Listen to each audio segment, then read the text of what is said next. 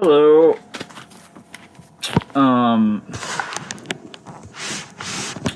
Just a second here. Let's see. Never actually done this before, but I thought that, actually, let me start from the beginning. This morning, basically the first thing I did was I saw a portion of the debate between Steve Watkins, Kelly Stanley, and Paul Davis. And the first thing I saw was the first question was about the migrant caravan, and I saw what Paul Davis said about it, and it really kind of made me mad. So I wanted to do a little response to the debate in general and just kind of have some commentary about my thoughts about the election. My name's Nick Blessing, and I'm co-chair of the Kansas Green Party. I don't know if anybody's actually going to watch this. Maybe 5 people will. That'd be pretty cool. But if that happens, hello to the 5 of you. Because we don't really do things like this. We don't make videos. But I was thinking maybe we should start doing something like that. So I'm doing it right now. Actually, I might encourage some of the other people in the Kansas Green Party to do something like this in the near future. I think that would be a pretty cool thing if we started doing that more. But maybe a little bit of info first about me. I'm a student at KU Law School, and I'm from Lawrence, and I started getting involved with the Kansas Green Party like just a couple months after the presidential election in 2016. The other co-chair is Isabella Ticer. Our treasurer is Paul Crum.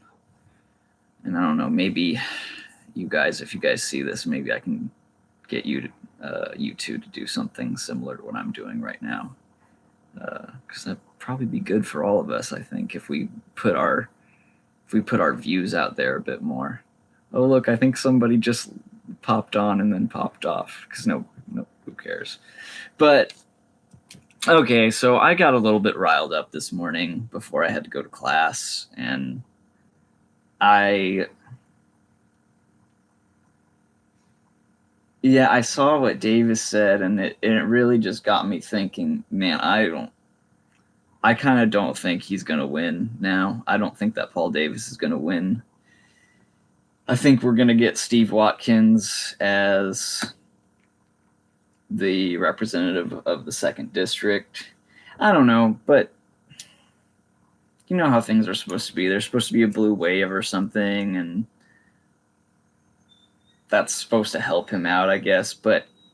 And I've gone into this, I think there's been at least one other debate.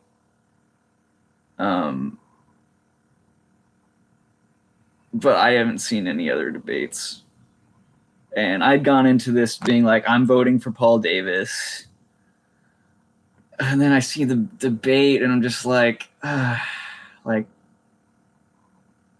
don't know if I can even do it. I don't know if I can even vote for him.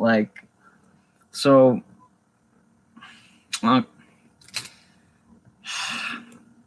just in general, there's a few issues where it seems like he's saying the wrong thing basically on purpose, and I feel like he's trying to win over the voters who are already going to vote for Steve Watkins, and it's a failed strategy. It's I studied political science, and I have a master's degree in political campaign management. You don't waste your time trying to win over the other side. It's not how it works. You try to mobilize your voter base, and what he should be doing, I think, and he's right on some positions, and I think I liked a couple of the things that he said, but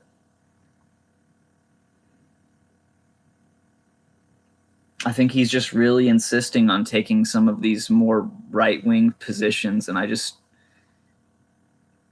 think it's really going to hurt him come election day, which is less than 2 weeks. So Watkins looked pretty good in the debate, I think. I didn't think Davis looked that good in the debate, and Stanley didn't look very good at all, although I liked some of what Stanley said. So the first question in the debate was about the migrant caravan. It's like 5,000 migrants from Central America that are coming up through Mexico now. And like, so it's not a secret that they're coming up. They're not hiding what they're doing. We know what they're doing. And I didn't particularly like any of the answers, except for Stanley's a little bit.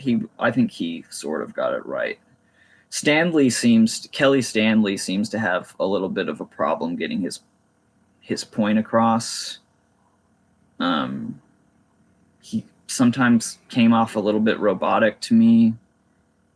But what he said, his answer to the migrant caravan, was that we do need to have a secure border, but we need to consider why the migrants are coming to the United States, which I thought, great. Yeah, of course we do. And I don't think Davis or Watkins really addressed that.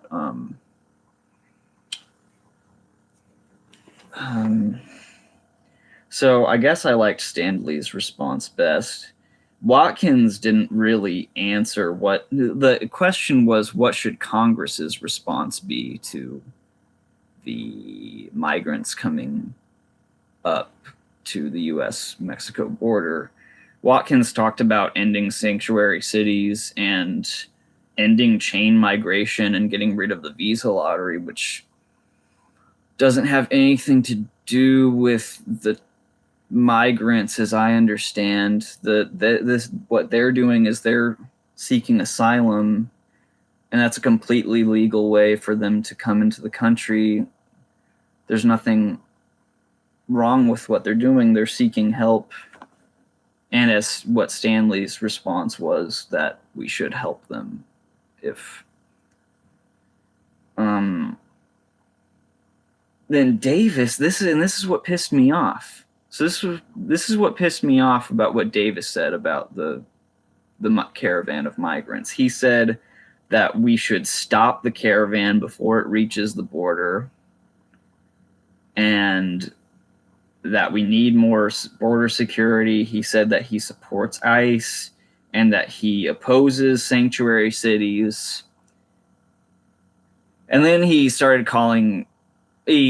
used the rest of his time to like talk about something else. He was talking about something that Steve Watkins lied about, and which had nothing to do with the question, and which came off as kind of petty to me. But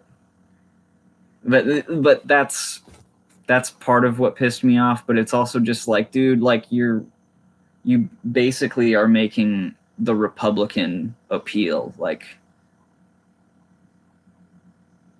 he wants Republicans to vote for him. He doesn't want to give progressives a reason to vote for him. And once again, I'm going into this before I'd watched any of this debate, just being like, I'm going to vote for Paul Davis.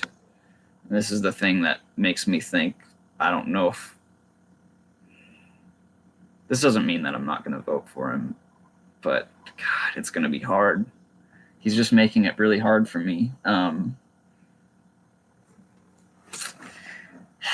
The next question was about the economy, and to each candidate, what would they do to help those who are struggling? The economy is apparently doing better. Stock market just started tumbling again, by the way, if that's your indicator of a good economy and low unemployment. So what would you do to those who are still struggling to meet their needs was the question. And who answered first? I don't know. Stanley talked about how the unemployment rate isn't a good indicator, which I liked that.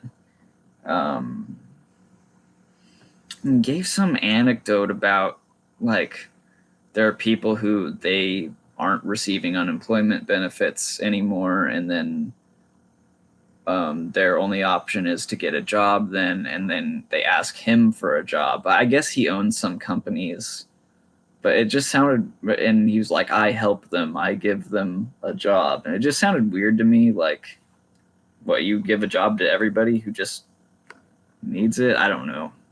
Once again, that might not be, I might just be being overly critical. He comes off a little bit weird when he speaks. That's not, whatever. And he talked about the tax plan, the GOP tax plan that they passed at the end of last year, and said something about working it so that the rich don't continue to be rich. Once again, he words things weird, but I guess I understood what he was saying.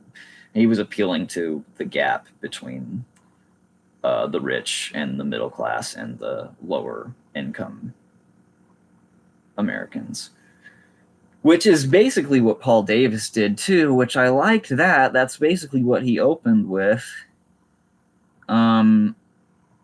about the gap, the income gap. Great. I'm glad to hear him talk about that. Davis also talked about investing in workforce training. Okay. I'm not against that. And giving tax cuts to those who actually need it, not the rich. I think he was talking about how the GOP tax plan, 83% of it went to the top 1% or whatever. And great. Yeah, I agree that it shouldn't have done that. It was a bad tax bill. It was just a big giveaway to the rich. Yep. And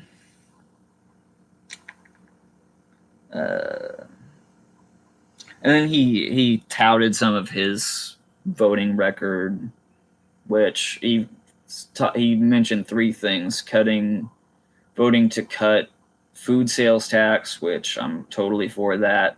But then he talked about getting rid of the estate tax and lowering the corporate tax rate, and that seems to kind of conflict with, to me, that conflicts with the idea of being concerned about the gap between the rich and poor. And of course, Watkins did the typical Republican thing. He talked about lowering taxes and lowering regulation, and that he supports capitalism, and he was concerned about how low support for capitalism is among, I think he said young liberals, but it's actually just young people in general don't support capitalism too much anymore, which you might say I'm one of those. Then the next question was, what's the greatest threat to America? And Paul Davis got to answer this one first, and he said terrorism, I'm like, wow, really? Like, it's terrorism is the biggest threat. What about climate change? I'm pretty sure. Yeah, I think that's the biggest threat to us. I mean, terrorism, that's what is it that oh, asymmetrical warfare. They don't well, okay, I'm not going to try to talk about that like I know anything, but I thought that was weird. He invoked 9/11 and he said he was a strong supporter of the military. Okay, but I didn't love that answer because I don't think terrorism is the biggest threat to America because it's not. Watkins sounded really smart when he answered this one. He sounded very smart. He was talking about like an analysis of capability and will of like other actors in international or foreign policy. I don't know. I sound so dumb. Um, he said that Russia, China, North Korea, Iran, and Islamic terror were the biggest threats. And well, I don't agree with that. He sounded smart, and I think he probably answered the question pretty well. Stanley said, which I sort of like. I guess I kind of liked and disliked this answer. He said that the biggest threat is ourselves. And I thought, oh, that's interesting. I guess I almost thought he was going to say, basically, he was going to be alluding to climate change, but he wasn't. He was talking about the divide between Democrats and Republicans is the biggest threat, which I don't know if that's the biggest threat. It's not good. I don't know if that's the biggest threat to America, the divide between. But of course, he was making his third party appeal, which was pretty blatant. And I don't disagree with that. I'm totally for third parties. I'm co-chair of one, so of course I agree with that. And I think, but then he wasn't able to articulate what the solution to that is. And I could do that for you some other time, probably. I'll move on. What's a good government program that you think maybe needs more money, and what's a bad program that you think we should cut? And so, Stanley gave an answer that I kind of liked. I kind of thought he was saying Medicare for all. A second, I thought he was appealing for Medicare for all, but not quite.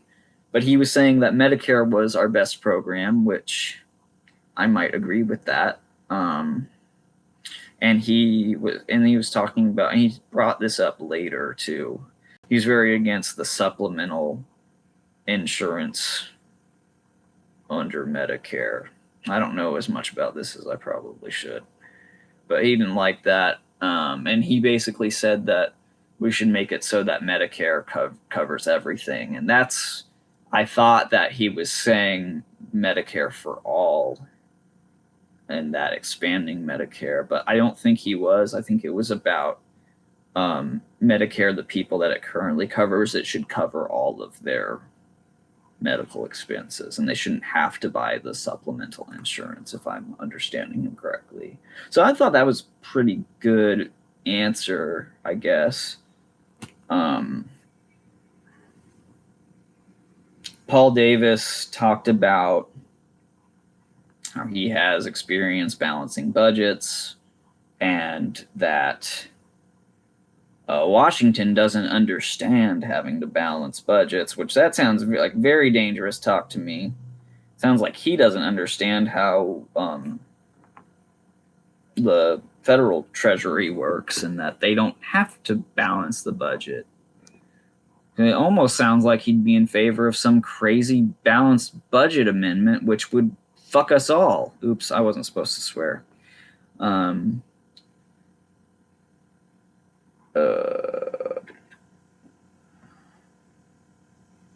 He said Medicare and Social Security were the best programs, which I agree with that. I think. But yeah, pretty much. I agree with that. He said Medicare and Social Security were the best programs.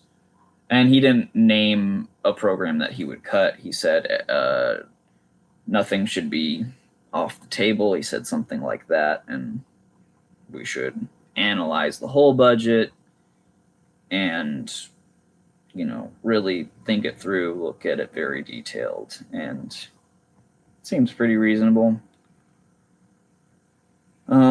Watkins said that he doesn't want to take Social Security or Medicare away from retiring seniors. He talked about experimenting, and he was this was sort of a retort to stuff that Davis had said, because Davis talked about how Watkins wants to cut Medicare and he wants to privatize Social Security, which if you told me that, I wouldn't be surprised, because that's what Republicans didn't generally want to do. But he really walked that back. Watkins did, so, which is good. But he talked about experimenting, investing Social Security funds in the stock market, which sounds crazy.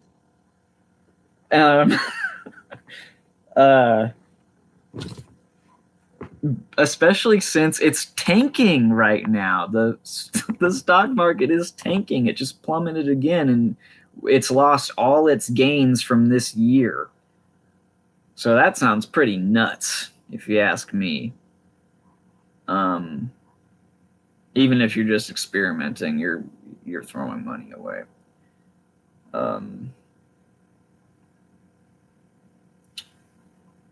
And he said that he would invest more in border security. So that's border security, he thinks, is the best program, which it's not like we don't need border security, but not sure how much of a response I can really give to that. And then there was a question about Social Security, a follow-up question that was like, sorry, I have to check my hair, make sure it looks nice. Stanley, like, so how can we shore up Social Security, make sure that it's there for future generations? Stanley gave a very interesting answer. He was talking about the FAA trust fund, which I don't know anything about that. He talked about some large amount of money, I believe over $1 billion, that's in this trust fund that basically doesn't get touched, and that they use some small portion of it, or $1 million of it, which I don't know if he's factual on any of this, of course. He said we could transfer that to Social Security, but then he also talked about like money from Iran, and like, are you talking about the money, their money that we gave them when the Iran deal, when Obama did the Iran deal, their money that which was frozen assets from sanctions? I really wasn't sure. That's what it sounded like, because he said something about money from Iran. Well, yeah, let's just take Iran's money and we'll put it in Social Security. All right. I don't know. So that was interesting. Not really sure what to make of it. Davis said he would not cut Social Security, no means testing, and don't gamble it on the stock market like asshole Watkins said, I guess, which I'm not, whatever. And then Watkins was talking about we should have means testing because millionaires aren't waiting around for their Social Security checks, which, I don't know, maybe I need to do some research on means testing. Anybody knows anything about that, you know, let me know. Probably don't know as much as I should.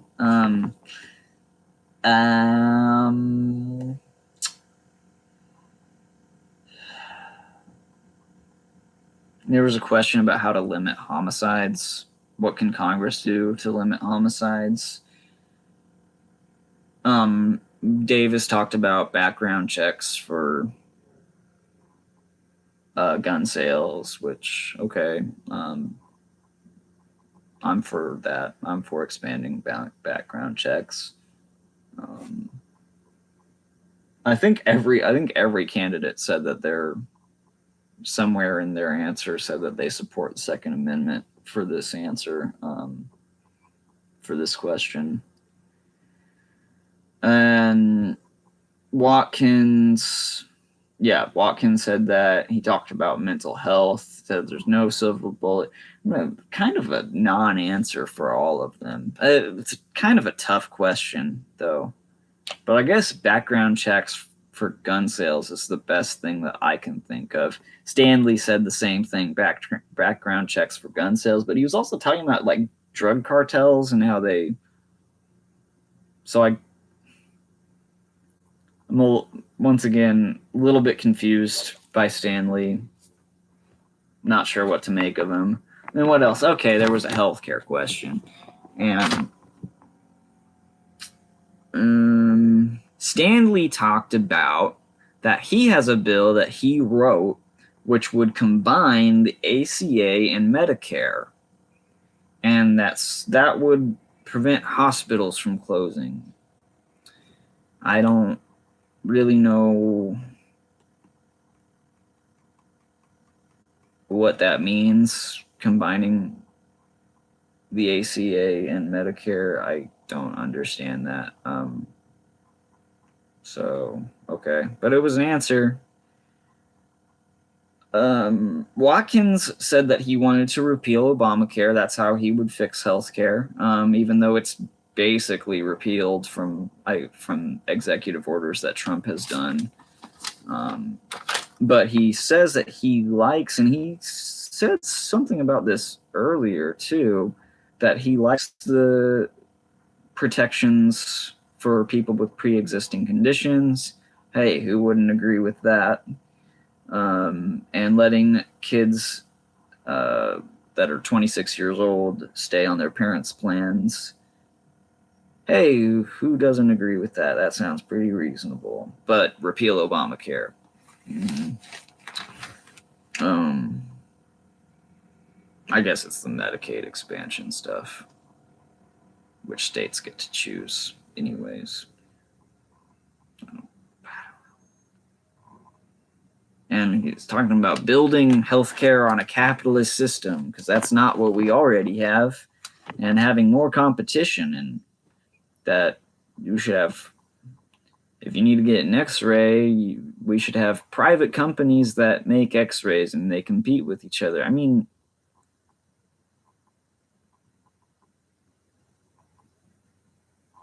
I guess that's not exactly how things are now, but I'd like to have somebody else comment on that.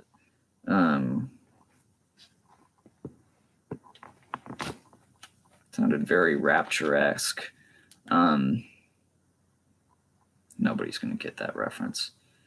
Not a religious reference. And Paul Davis. Oh, Watkins also basically talked about how Medicare for all would be awful. It would bankrupt the system. How it would cost $32 trillion. And this is what happens when you don't have a progressive who knows that, yes, a Medicare for all system would cost $32 trillion over the next 10 years, but the current system would cost $2 trillion more than that. So great. So of course the difference is who's paying for it. The government would be paying for it instead of private citizens paying their own bills and going to the hospital and paying for stuff there, and going to the doctor's office and paying for stuff there, and paying their health insurance. And there's lots of overhead, and they'll charge you. I don't know. Anyways, Paul Davis goes out of his way in his answer to assert that he does not support Medicare for all, and that Steve Watkins is a liar, But he would support allowing the importation of drugs, which is interestingly a bill that was in Congress a while back, and lots of Democrats voted against it, and that's why it didn't pass.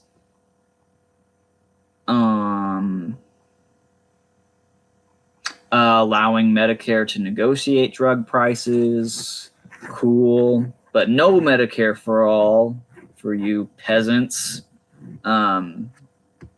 So yeah, and I mean, I guess that's an example. The asserting that he's against Medicare for all. His response to the migrant thing, which just people are just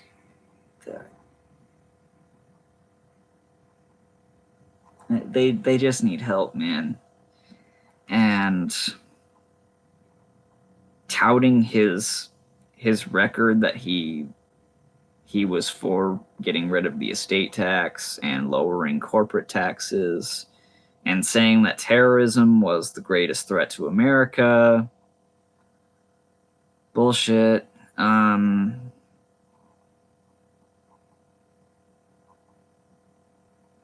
That's pretty much it. Which, I don't know. Maybe all those things shouldn't be a deal breaker. And the way it is, I mean, it's either going to be Davis or Watkins that wins. And so part of the reason I wanted to do this video on both YouTube and Facebook was that, how are we supposed to decide this? I mean, I'm not gonna, my own personal, and by the way, like, I'm giving my own views. These aren't necessarily the views of the Kansas Green Party. But they could be an indicator of them. I definitely, myself and the other people who are in the Kansas Green Party and the Green Party of the United States at large, we obviously don't agree on everything. And I'm probably, honestly, I'm pretty left-wing, but I'm probably not as far left as a lot of other people that are in the Green Party. I'm definitely to the left of anybody that was in this debate, though. But the odd thing was Kelly Stanley apparently is the quasi progressive in this election. I don't know if I can vote for him though. Sometimes I feel like he's full of BS, and I mean, I know he's not going to win, and I don't want to really support the Libertarian Party. Just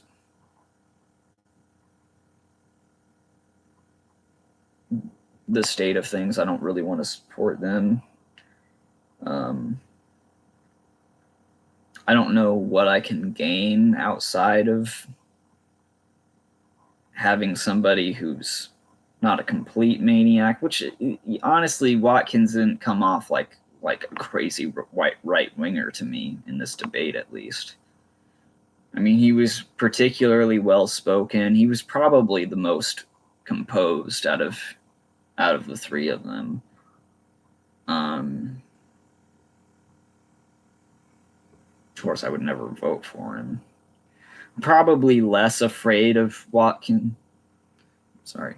I'm probably less afraid of Watkins being elected, and I'm probably more certain that he'll be elected, because I really don't think that Davis is doing what he needs to do to win.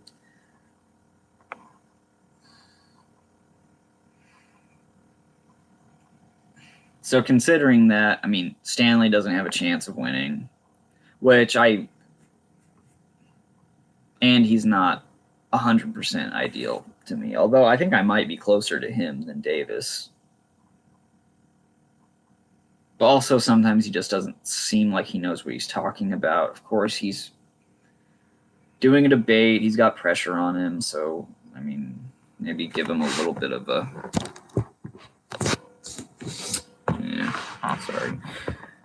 Maybe give him a little bit of slack for that, I guess. I don't know if that means I can vote for him, though.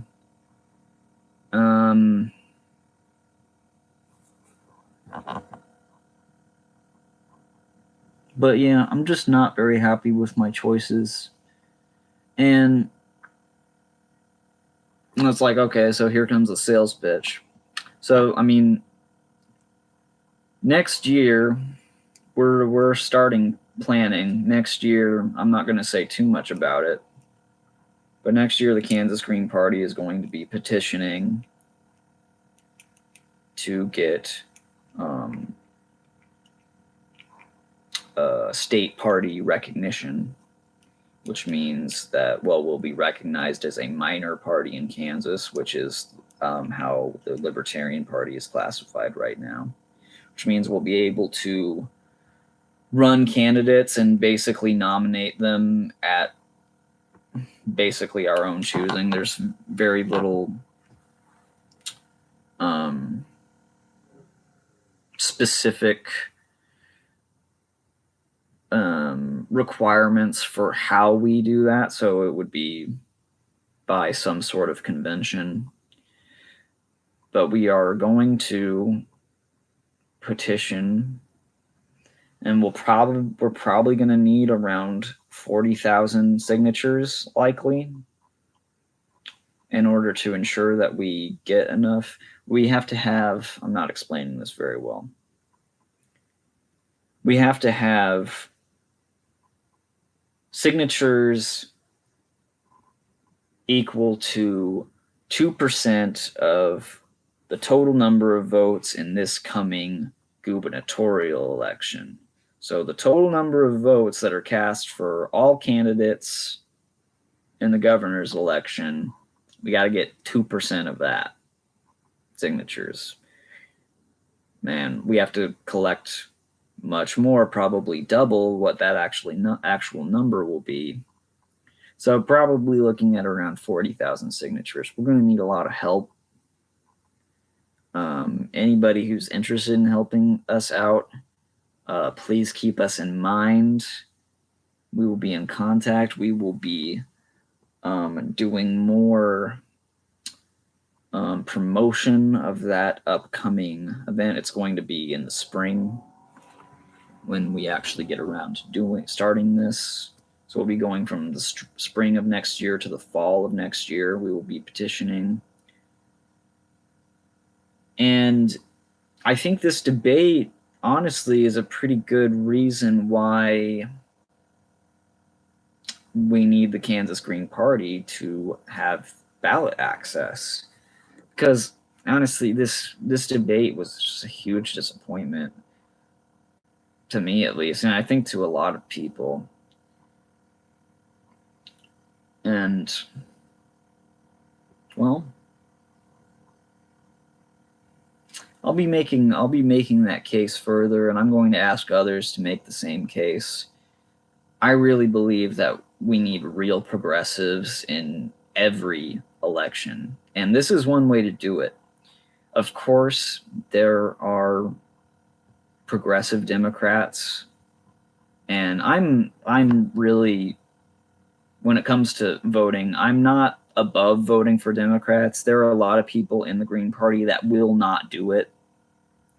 They will never vote for a Democrat. I'm not quite like that. I'm more for, as Kyle Kulinski of Secular Talk calls it, an above all strategy. I will vote for progressive Democrats. My battery on my phone is about to die, which sucks. But we really need to make sure, because in this election, the Democrats didn't even put forward a progressive for us. There wasn't. Paul Davis was unopposed in this primary. There was a guy who was quite progressive. I forget what his name is now, but I saw him at the Washington Days convention last March. And he was very good. He was very, like, no BS about it. He was for Medicare for all. He seemed to be pretty much on the level. He didn't. I think Nathan Schmidt was his name. He was going to run for the 2nd district. He never ended up filing. I'm not really sure what happened with that. Also, I mean, the let's be honest, the Democrats, they don't like having primaries. And I know how they didn't want to have primaries. This guy isn't a progressive, but Brian McClendon, who's running for Secretary of State, I'm getting on a huge tangent. He was going to run for the 2nd district, but the state Democrats convinced him to run for Secretary of State instead. Anyways, that's why I think that we need to get the Kansas Green Party ballot access next year so that we can have a candidate in 2020, and we won't. And hopefully, oh, by the way, it's really great that they allowed the Libertarian candidate to debate. A lot of times that doesn't happen, but we need to have a candidate who is an unapologetic progressive in this race in 2020 and in other races as well. So I'm going to call that good. Maybe somebody will end up watching this. Who knows?